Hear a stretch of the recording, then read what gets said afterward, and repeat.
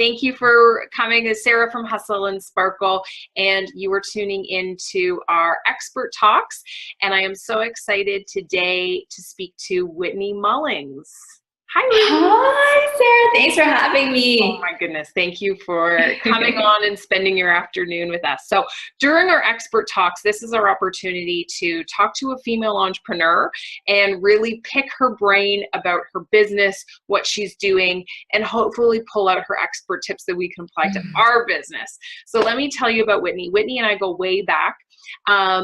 We were in a business together, and we've just stayed friends because she's just such a wonderful person and so cute and so bubbly and always so happy, always a smile on her face. Thanks, Sarah.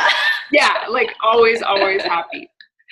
Even when I'm feeling down, I'm like, oh, Whitney's so happy. So always make me smile. So Whitney has, her website is whitneymullings.com, and Whitney is a soul brand therapist, and her Facebook group is called Soul Brand Train, which is super cool. And Whitney is her business, and maybe you can tell me in your words, but from what I see, Whitney is all about attracting your dream clients through branding and just creating a really energetic brand that attracts people to you rather than you always pushing it out. So we're going to talk about that. And I have to say, Whitney's business, I was telling her earlier, really check out her website because it's so beautiful and so authentic, and she tells you her story from a really authentic place, like I said, and it's great. Anyways, so let's get into it. Whitney, thank you again for joining us today. Tell everybody about your story and how you got started. Okay, I'd love to. I'm so excited to be here. Can I just say that one more time? Thank you, Sarah. So for me, I try not to make it like a very, very long story. But overall, what happened is I was just determined to become a full-time entrepreneur because I wanted to make this transition for a very long time. As you mentioned, we were in our first business together. Yeah. It's really with the intention to have a freedom lifestyle, but more 100%. So, right, to be the boss of your own time. And, especially being a mom, our priority is our family. Yeah. But, mom, it's not everything. We are so much more than a mom. And so like for me, the hope of being an entrepreneur is like way more than just money and lifestyle, but it's also to really walk out a life that I want my kids to have. Yeah. Right. And so basically when you're in business for yourself, you have to be putting on the hat for everything. So not just marketing, but also building everything like admin and techie and marketing. So the more important aspect of a business owner, it's really about positioning yourself too and charging the prices, because I'm in a service-based business. Mm-hmm. So I'm confident to say that a lot of like entrepreneurs have the same notion of like, where can I charge my prices? Especially at the beginning of my business, like I lowball my prices, thinking that to have that as an explanation to my inexperience of being in business for myself. But it's not that I don't have the skill sets. And in short, how did I come to do what I do today? I was asked this one powerful question: is what is so unique about you that your dream client need to source you out for your services and pay for your services? Right? There's so many other people who does the same thing as you do. I'm pretty sure someone else offers the same services as you do. I mean, we're in a planet of like over 7 billion people. Yeah. Relation, right? So the question is still powerful. Why you? What's unique about you and your business? Mm-hmm. And I think that's a game changer. That's everything to you running your own business as a business owner and charging your worth. Right? Yeah. So in short, that's how I would word it. How I come to doing what I do today is really to help women entrepreneurs, especially because I find that women, the dynamic with women and men, we might have the same problem, but the way we go about it is different. The way how we feel about it is often different. And so like really the core of what I do is really helping people to regain their personal power. Mm-hmm. Because that's where self-confidence comes from, and that's where self-worthiness comes from. And that's directly related to even charging your worth in business. Yeah. And to me, like that's really the backbone of your brand and your position. Yeah. You said so much in there that I want to ask you questions about, but get personal here. Like what was, when they asked you that question, what was unique about you? What did you come to? That's a hard question. It is. It is. I paused for a very long. Yeah. And then I still remember at the time, I'm like, I gotta own my skills here. I gotta own my shit, you know? And so I'm like, I gotta say something. Uh-huh. So what blurted out naturally is, well, because I do this and this. This is the benefits that I offer. And then, you know, that was the best answer that I could give. The best answer I could get was relate to, you know, the services and the features that I offer. And so this is also why I'm so passionate in what I do, is because I want to help other women entrepreneurs to get out of that space. As soon as you just tell people why you, and you go into like your features and the benefits of your features, like in a way, you're already positioning yourself as a commodity. Mm-hmm. Because what you're saying in terms of features and benefits, other service providers can offer too. So, you know, what is unique about you? It doesn't even touch on that. And we just shy away, honestly, to say what's unique about you, is because essentially it's getting comfortable with who you are, right? Yeah. And really own up to your strengths and own up to your gifts. More so, like, be clear what they are first, right? Yeah. And then that whole pricing, maybe we can come back to it at the end, but I think that's a huge issue for women, like being able to offer a price that's a premium price, not lowball yourself, and be confident with that. That's, I know I've personally dealt with that. So let's tackle that issue, but we'll come back to it. So we wanted to talk about branding today. And branding is an issue. We all have to do it in our business. We're all creating a brand, but often we think about branding to be like your logo or your web design. And we spend a lot of time thinking about the look and our pretty font. And I know with Hustle and Sparkle, we spend a lot of time doing like what the graphics would look like. But to you, it's a lot more than just the look. Yeah. Tell me about that. Yeah. Well, if I were to like break down like all of branding, you know, under the umbrella of marketing, like the logo and the website, you know, they're just your identity. In fact, I do this game with people all the time. I love it because it's so straightforward. Do you want to play a quick game? Sure. Okay, so I'm going to like name off some big brands, and I want you to just tell me what comes to mind, like one single word to describe it. Okay. You know, as best you can, right? I always start with Nike. It's such an international brand. Everybody knows Nike. Yeah. So, I mean, I immediately think of the swoosh. Yeah. Just do it. Michael Jordan. I think of like trendy athletics, being fit. Yes. Amazing. I want to go for a run. Yes. I love that. Oh, I love that you say I want to go for a run. Do you want to do one more just for fun? Mm-hmm. What about Disney? Disney is like, it's like you smile, you're like, oh, happiness. Yes. It's all about happiness and coming back to your childhood. Yes. Princesses, that's good stuff. I love it. So if I were to just give you like a case study on like the marketing case study, the word that Nike is mostly described as is motivational. Mm. So like, I love it when you say, I want to go for a run, right? Yeah. And Disney is like that inner child, the happiness is like magical. Yeah. Right? And you see these big brands, they spend billions on building their brands. And it's unanimous to how we feel about it. Mm-hmm. So that's a power behind a brand. It's really a perception of how you feel about it. Okay. So you don't get all of that from logo or website. But what's interesting is when I asked you about Nike, you automatically associate with the whoosh, the swoosh. Yeah. So then really the power of the brand is to build that perception that your audience would all know what it's about.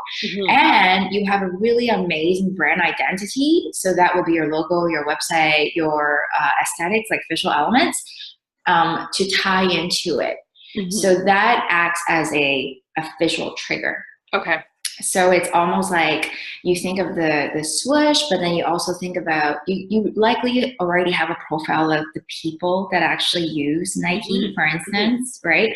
Or if you were out like in public and you see their ad, if you see the swoosh, you automatically associate it to Nike. Yeah. So it's a very important component to a brand, but it's not all of it. And I think like for service-based entrepreneurs, like solo entrepreneur, like you and I, right? I think we often missed that portion of branding, is to create that perception. Like I did the same thing, to tell you the truth, like because I want to hit the ground running and let people know I'm in business. So like I go straight to like getting my website done and such. But you know, there's a lot of six-figure income earner like had built up that business to that level without a website. Because the foundation to, you know, what your brand is about, like the perception that we talked about, your strategy, I think outweighs the importance of your brand identity. Okay.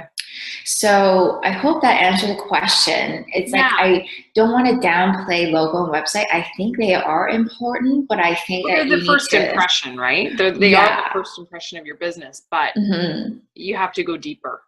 Yeah, you have to do that process, the inner stuff, before you reach to the identity stuff for it to really portray your brand in a complete aligned way. Right. So for us solo entrepreneurs, like all the hustle and sparkle ladies and your clients who are the solo entrepreneurs who are working from their home office, what is that brand identity? What is it for them? Like, is it their website copy? Like, what is it? Oh, that's a great question, Sarah, because that is what I ultimately relate to the essence of your brand. So really, what is the essence of you and your business? And this is like fundamentally what I believe in, is the fact that, you know, the woman entrepreneur these days, and I do believe like for our audience today, for the replay viewers, our business is like an income vehicle, but it's more than that. Like I really believe, like, you know, if your heart and soul is not into it, you wouldn't be doing this business. So if you were to look at it differently, your business essentially is a part of who you are. And then for me, I take it one step further. I really use it as a vehicle to carry out my purpose. So it's a really, really like, it's a very, very heartfelt piece. Right? So when you talk about what your brand essence is, it's all of that. How do you take all of that and package it out as your brand to marketing? Okay. Yeah. I mean, we're all in business, and when you're in business, it is your heart and soul. Like I say to women all the time, like being an entrepreneur is like walking down the street naked. It's you're bearing your soul, and you know, whether it's through your social media or your blog post or just your website, like you're opening up yourself for a lot of like everybody looking at you and potentially criticizing you. And maybe that's what stops some women from going into business, because you don't want to be so exposed. But it's so, once you can get past that fear, so many good things come to you. But you also said it's your life purpose. That's big. Like figuring out what your life purpose, that's a big thing for people to figure out. It is. Is that something you walk through with clients, like figuring out what your purpose is? Yeah, that's the biggest part of what I do. That's always where I start. So this is actually one of the top tips, is to gain that clarity, is because, like you say, a lot of women, it's very exposing. And when you expose yourself online, the fear comes from fear of being judged. 100%. Isn't it? Yeah. But then when there is a power, Yes, What are my right? friends going to think of me? Is it like one more crazy scheme that this girl is doing, you know? Yes. Or, you know, some of like my fear is I always think, oh my gosh, would people think that I'm so stupid? Yeah. Oh, I think I I Right? I don't know a woman who doesn't think that way. Like, what are they going to think of me? Yeah. Yeah. Or like you have all those like chatter in your mind. Like one of the bigger ones I remember from the start of my business would be like, who does she think she is to think she could charge money for that? Yeah. Right? And so I just find absolute joy in aligning women that I work with to get the clarity and get in touch with what their purpose is because it's so powerful. Yeah. Once you're aligned to your purpose, it's almost like a driving force for you to overcome those fears because you're doing something bigger than yourself.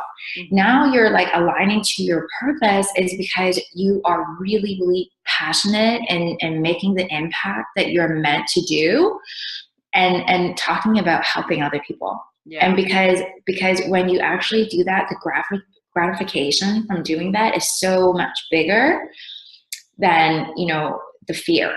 Right. And I just find like when you can get to that place, that's what's going to push you through every step of the way. Yeah. I imagine like once you figure that out, it's almost like a release for your clients. Like they feel like, oh, okay, I get it. And yeah, like it's bigger than the fear. Like you now have a mission, you have a purpose. Yes. Yeah, it must just be It's like unstoppable. Yeah, you're unstoppable. That's great. Yes. Talk about Wonder Woman. Yeah. Yeah. Good move. Okay, so when we're talking about like attracting our dream clients, and we talked to our Hustle and Sparkle girls about, you know, narrowing down on who your target audience is, but often we run into like, I want anybody, everybody to listen to my message. I want to talk to everybody. Everybody should hear what I have to offer. And we try to appeal to as many people as possible. But I think you get lost in the mix if you're trying to appeal to everybody. Yes. What do you think about that? Well, there is a saying, and it's unfortunate. I really don't know who the original author is, but it's like when you talk to everybody, you talk to no one. Mm-hmm. So true. Yes. And especially when you think about the world that we live in, like the amount of information we get on a daily basis, it's like something in the silly hundreds of thousands of different messages, right? Yeah. So it's almost like we're more in tune with tuning them out than catching the messages that's passing through us on a daily basis. Mm-hmm. So if you're not aligned energetically, and you're not aligned to your message, like who you're meant to serve, like your message is going to be like, it's almost like the needle in the haystack. Mm-hmm. Right. And so like I'm such a firm believer in that you could have the best message curated, but if you don't have the energy behind it, like if you don't have that clarity behind that message associated with who you are, what you're trying to do in your business and in life, it's not going to be attractive. Mm-hmm. I always use it as an example because it's so true. Like, you know, my husband would be like telling me all sorts of different things, right? He's a talker too. All our husbands try to tell us. Right? But then what's amazing is I would always like remember this one night. I like, you know, it could have been one of the nights that we hung out too, Sarah. And I'll be like, oh my gosh, can you believe like, say I met this woman and then she told me this. I was so inspired. Like, isn't that like amazing? Like, what a message. And then my husband, EJ, would be like, wait, I told you that like 3 years ago. Like, and to his benefit, he probably might have. And so like, but what I found so true to that story and how profound it is because a lot of us carry the same message if you really pay attention to what's closer to your heart. But the fact is, not everybody like connect with you like your soul clients does. Yeah.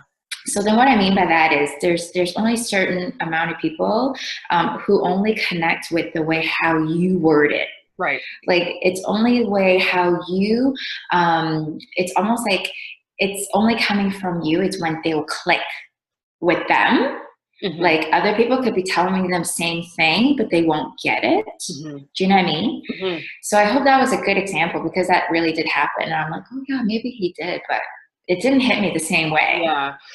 Well, I think that's also a reason that a lot of women might stop themselves from getting into business. They may want to be an entrepreneur and they may have a really good idea, but they're like, oh, but somebody's already doing it. Like, there's already this person and this person, and what's going to make me different? But it's not everybody relates to that person. And you might say the same thing, but in a different way. And you're going to be hugely successful because you're doing it to a different kind of person. Like, I agree with you. We all attract a certain type of people, and there is enough people in the world to attract, the right people. You may only need to attract 10 people to have a huge, amazing client roster. And you don't have to appeal to 10,000 people. It might only be 10 people. It might only be 2 people. And that's, It's true. Like, just look at the stats. There's over 7 billion people on the planet. Like, how many of those 7 billion people do you really have to work with to have a successful business? Like, and you're only one person. There's only 24 hours in a day too, right? And so I think, like, there's so much to be said, and being confident in what you offer and knowing who you're meant to work with and charging your worth. Right. And so, like, to your point, like, what I would add to it is that you have your own life experiences. We're all our own person, like, from the day that we're born, the way how we're raised, to different experiences that each of us have, that really affect your perspective. So you could be learning things from the same source, but everybody would look at it slightly different, because all of us have different perspectives, right? So it's like, whatever you output, like, that's why having that message aligning to who you are and what you believe in is so important, because it's unique to you at that point. Whatever you say, whatever you output, it's unique to you.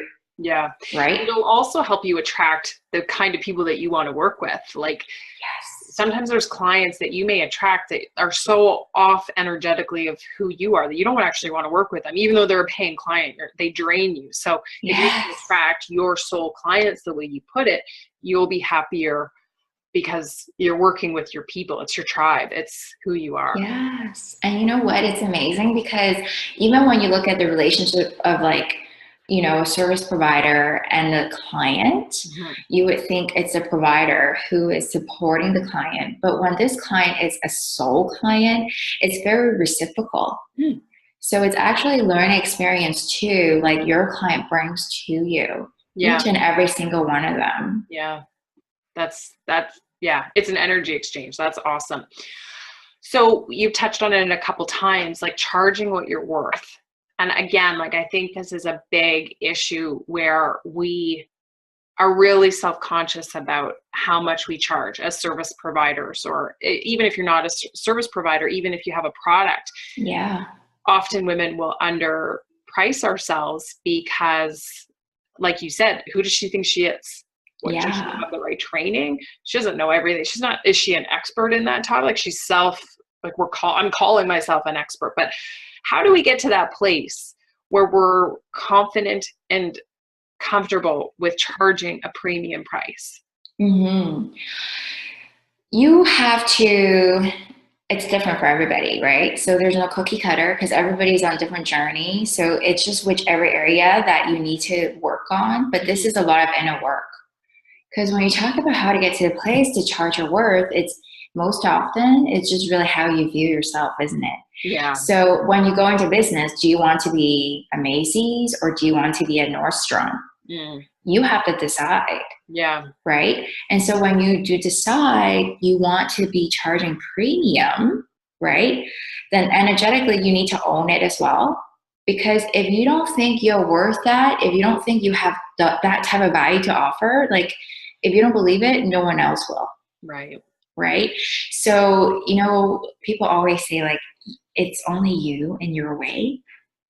I used to get so frustrated when people tell me that, because I'm like, what the fuck? I'm doing everything I can. Yeah. You know, I'm doing everything in like setting up my funnels, doing creation of content, and like trying to figure out my programs. Like, Yeah. what more can I do? But those are the stuff. It's, you know, you have to do the inner work. You have to really look into where you don't feel you're worth the price tag you want to charge. You know, where you're not owning up to what you're telling people that you can do for them. Where are you shying away? And you really have to dig in a little bit deeper in terms of, okay, maybe you just feel like you're not good enough. Mm. You know, that's a big one that I have to work with for myself, because I always think about like me and the other woman. I'm like, oh, but she has an MBA. Yeah. You know, like, but does everybody needs to have an MBA and PhD before they could be a business owner? Mm-hmm. Right. And then also, like, do I need more training? Do I need another certification before I could say I could do this? But here's the thing, even with the MBA, if you look into like continuing your education, they actually look at your work experience. Mm-hmm. They say, oh, you've been in management for like however long, then you don't need to do the MBA. You could just go straight to the executive MBA. So the point to that is experience speaks a lot. Mm-hmm. It's not always just education. Like if you don't have the experience, education is nice, right? Mm-hmm. So I feel like I digress too much. No, that's okay. Was it a journey for you? Like when you started business, did you have that confidence right from the beginning, or did it take some time to build that? It took a very long time for me to build. Like I mentioned earlier, like I totally absolutely undercharged, and I was like in a place of knowing I am like half less than other business owner, because I was thinking to myself, if I'm willing to work hard and just gain more experience with lower price points, it's almost like I make it like a no-brainer. But you know what ended up happening is no one went with my services because it's doesn't make sense. People doesn't make sense to like what I'm charging. They don't believe I'll deliver quality work. Wow. Okay. Right? Wow. And also energetically, I might even have to repel them because I'm already knowing it's undercharged. So it's almost like not worth my time. Right. So like I was like not really attracting clients with open arms on an energetic level. Huh. And so what's really powerful for me to kind of like really inch forward and like and really like overcome those like dipping points in my business is the fact that I was, you know, gaining clarity to what my purpose is. And then I gained clarity to who my soul client is. So then my confidence and my personal power had also strengthened because I know and I know and I know in my heart how I can actually help them. Right. So I think that would be like the biggest difference, because it goes back to the question, why you, right? Because I've been there. Yeah. And I've overcame it. So I have that in my experience that I know I can help those women in that place where I was. Yeah. So having just those two, it's like the biggest driver to getting closer to build up my sense of worth, to relating to the price tag that I put on my services. Okay. Wow. That's big. That's big. That's awesome. So last question before I let you go. You talk a lot about creating a magnetic brand. What are your, I don't know, your top 3 tips to creating a really magnetic brand? We've touched on 2, because like it's like a rung to a ladder. Yeah. That's the way I look at it. It's like you have to have the first one before you can go up the second. Yeah. So it's really gaining clarity to your purpose. And it's no different than your brand purpose. Okay. So really, if I were to tell you what a brand stands for, like technically it's defined as your promise to your client. What is your brand promise? What is it that you're telling your client that you help them with? That's your purpose. And second, it's gain the clarity of who your soul client is. Okay. In terms of, on an emotional level, how do you really help them, right? It's not about your process. it's coming from that place of understanding. Yeah. And then the third, that's my guy singing. I hear a little guy in the background. That's okay. We all have them. They're all, right. Yeah. So he's good. He's just singing. Nobody's in danger of dying. And the third, it's really to gain the clarity of where you're unique. Okay. So what are some of your talents and your gifts? And what are some of your transferable skills? You know, even down to like what's quirky about you. Yeah. Right? Because I think the challenge of having yourself being marketed as a business in the online space especially is that you really need to have that awareness of who you are before you can actually portray it and tell people it. And that's also, you know, from a place of authenticity as well, right? Yeah. And then also, you know, not to be overwhelming, but those are the three major things I would say. But then lastly, it's also, you know, you just have to strengthen the trust in yourself and the trust in your soul clients. And you just really, really have to gain that trust, because without it, then you can't really step into, you know, the impact that you want to make. So it's almost like figuring out the clarity, you know, it's almost like easy, but is having you to believe it in yourself. Yeah. That's the harder part. And so it comes from trust at the end to kind of own it. That's what owning it is, right? Stop second guessing yourself, which again, is another thing that we as women do. We constantly second guess. Second guess. It slows the whole process down. It's like you're dragging a weight along. And I just think the universe senses that and slows it. The whole process slows down. You're totally right. You're totally right. And if you think about it, you know, if you were to go into any settings in public, you always have a sense about strangers around you. Yeah. And really, that's your intuition speaking. So when you second guess yourself, what do you think other people feel about you? Yeah. Right? So it's like that in a nutshell. It's how you really get out of your own way. Yeah. Right? So like you say, it's like such a dead weight. It is. It's so dragging. Yeah. I had to work through that. I'm still working through that, but there's it's a different journey level. Too, right? It is. And it never ends, to tell you the truth, because whenever you up level, whenever you go through that level of expansion, it's almost like you're brought right back down. Yeah. And then you have to work through your shit again. Yeah. So it's a never ending type of journey.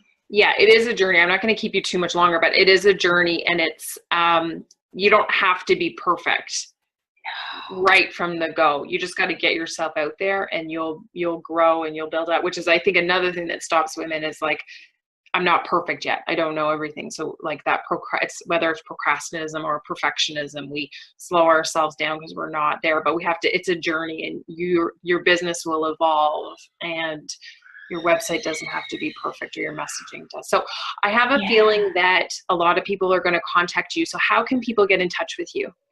Yay! My website for sure is one way, or definitely WhitneyMullings.com. Yeah, and we'll put it in the link. Yeah. Oh my gosh, thank you, Sarah. And definitely come join and have some fun in our Facebook group, The Soul Brand Train. Okay. It's inspired by my two boys because Thomas is their favorite. Yeah.